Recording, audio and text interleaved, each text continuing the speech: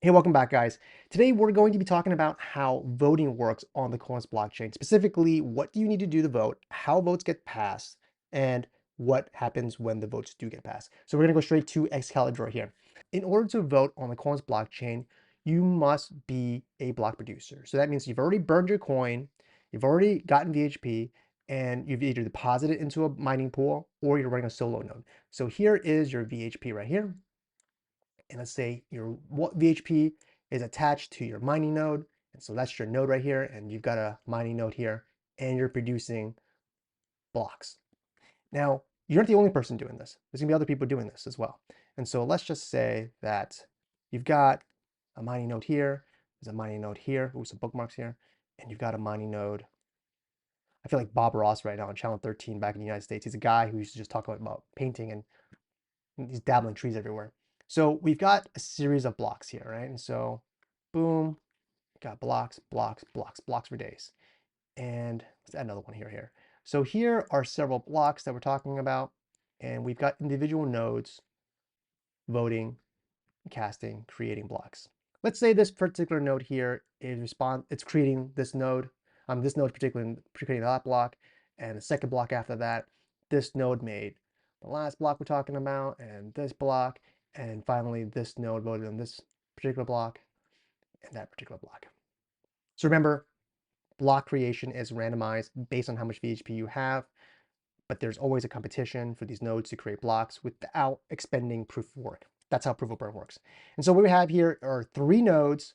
They're producing blocks at random, and they're creating these blocks in this particular chain, this particular one we're looking at. And let's just say that this guy wants to vote no right here. He's giving a no vote, doesn't like the proposal. But this guy likes yes, and this guy writes yes. So what we're going to see is that the blocks that they produce that get added to the blockchain are going to consist of an extra little bit of information there. It's going to say yes or no to a particular node. And so if we look at this and go back, look at a particular snapshot, we're going to see that these blocks include a yes or no vote. Now, a no vote is the same as abstaining from a vote. So if your block producer isn't voting at all, it's assumed that it's no. You have to actively tell your nodes to vote yes for a particular proposal. And so here is the system we're set up with here. We got three particular nodes in this particular setup. There are 6 blocks, and what we see is that there are 4 yes votes to 2 no votes. So obviously the yeses have, the no's don't win, and this proposal is approved. That's basically it. Now, obviously, the more VHP you have, the more blocks you produce, and the more likely you are to influence the vote of the proposal. Now, if you are a coin holder, on the other hand, you're not able to vote unless you sacrifice the liquidity of your coin by burning it, get VHP, and deposit it into a mining pool, or which is producing blocks for you, or you're running your own node. Now, what's important to say is that this entire setup, this snapshot we're looking at right here, we're looking at it over a 2-week period, right? So this is 2 weeks. You have to take a node and you have to be able to produce blocks for 2 whole weeks in order to influence the vote. If your node drops out in the middle of it, obviously there's a reduction in the tallies of yes and no's. So you obviously want to keep your node running, but all votes cast prior to your node dropping off would still count. And so let's take a look at this little 2-week phenomenon here. There are 10,512,000 blocks in a year, and you get that just by determining how many seconds are in a year and divide it by 3. Now, in 2 weeks, you take that 10,512, so I'll do it live with you guys right here. I'll take 10,512,000 and divide that by 52, because there's 52 weeks in a year, multiply by 2, because the voting period is 2 weeks, and you get 404,307. That's how many blocks are available in 2 weeks.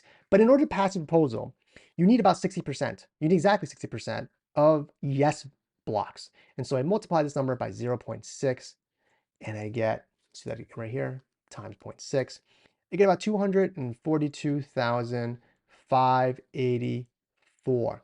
That's how many blocks must contain a yes vote in order for proposal to pass. So let's assume that proposal passes. Obviously, if it's less than that, it's no. Let's assume that the proposal passes and everything's good and hunky-dory. The proposal isn't immediately applied. what's happening is that there's a 1 week period for people to get ready for the application. Now, obviously, this may require no work or require a lot of work. It just depends on the actual proposal, its impact, and what's going on. Now, again, it's not as though people are going to be blindsided by a proposal that gets passed magically. People will be told there'll be a campaign process to get all the block producers involved, to get the general public involved, and there'll be pretty much a very, very long time before someone says, okay, you should be ready. Maybe you got to do a little bit of extra modifications, but you should be ready for this proposal to go through. This is how it impacts you. And also you have testnet to test it out, obviously. So with this said, you need 60% votes in order to pass a standard proposal. Now, some of these things that can be impacted are going to be the system level smart contracts, such as the VHP token, the coin token, the consensus algorithm. Yes, you can actually swap the consensus algorithm using the governance feature. All you have to do is create a new governance smart contract, such as proof of stake. So you would create a proof of stake smart contract. Again, the logic is that this proof of stake logic is inside of a smart contract and you upload to the Koinos blockchain. And then you get people to vote for it. And what's happening is the system just simply looks at the new address. And so let me just give you a little diagram of that, how that works. So let's just say that we have these blocks. I'm going to copy these guys over here. We have these blocks over here. And we've got, say, this one, and we call it proof of, let's call proof of burn. Broaden, proof of burn. This is our, oh, let's go zoom in on this a little bit then. All right, so here's our proof of burn, and this itself is a smart contract. And what we have here is we have a new smart contract. We'll call it new smart contract. And this new smart contract is, well, let's just say it's proof of laser beams. New algorithm. It's the best algorithm in the world. It's the way that all consensus algorithms should be used moving forward. It's the best thing since sliced bread. That's the one we want to use. How do you upgrade this without going through a hard fork, without having to shut down the entire chain and restart it just like Solana did? So let's just say that all of these blocks are referencing the old contract address, right? And if you're from the Ethereum world, you know that smart contracts have the ability to have their own private keys on Koinos, but on every other blockchain, such as Ethereum, smart contracts live in special wallets, smart contract addresses. They're not the same as externally owned wallets, or externally owned accounts. So every single block that hasn't been made yet, and it's a new block, is referencing the proof of burn. And so you have this time frame, and this is the spot switchover. So this is the block time in which use new smart contract. Now, obviously, this is going to be some time after it's been approved. This time it's already known. It's known because it's exactly 1 week after the approval of the proposal. So exactly 1 week after the proposal has been approved, we know that there's going to be a change in which smart contract address to use. This new block right here is going to reference the new smart contract. And it's really that simple. You're just changing the address that you're referencing at the next block. Nothing crazy going on. You can do this to the consensus algorithm. You can use this and apply it towards the base token, the coin token, the VHP token, which is already done in the past, upgrade the VHP contract. You can do this to governance itself. The only difference is that you're using a supermajority vote in order to win. So instead of 60%, you're doing 75%. So in that case, you're using governance to upgrade governance. So this is how the process works.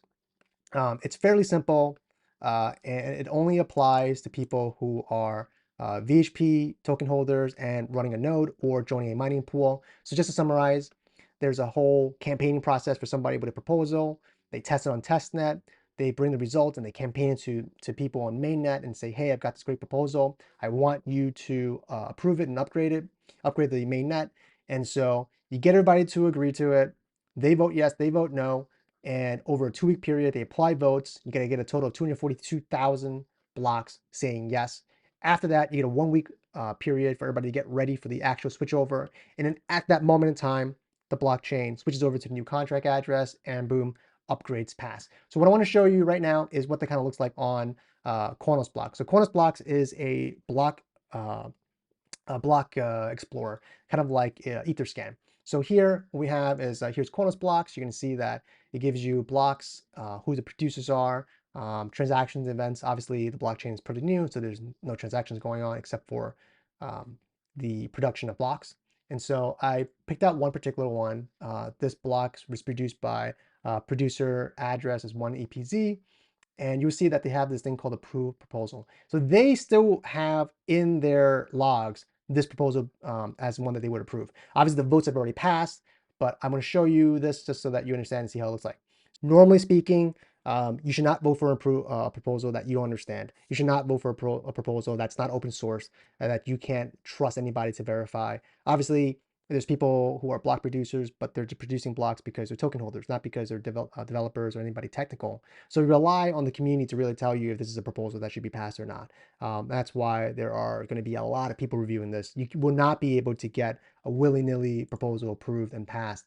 One other thing I do want to actually apply or talk about is if there is a proposal that you don't agree with and you really, really, really don't agree with it, what you can do is, if you're not a block producer, burn your coin and produce blocks. You can burn your coins, add your votes to the tally, and say, hey, I really am against this. I'm willing to sacrifice the liquidity of my coin by burning it to get VHP and producing blocks in order to vote against it, right? To make sure that there are more no votes than there are yes votes. And so that's something you can do as well. And at the same time, if you get the blockchain, let's say there's a 51% attack, if they try to change things, they're also going to have to convince other people to vote for a 2-week period. So if you have a 51% attack, you have to sustain your hold over 50% of the active participating VHP for a 2-week period. And so this is a safeguard against it, and it's modeled after, I say I believe this is to be the case. I'm not 100% sure, but I believe this is modeled after the United States government model, where you have a majority vote, supermajority vote, in that setup. Anyway, I hope you guys learned something useful here. This is how the voting system occurs on the Coins blockchain. Take care.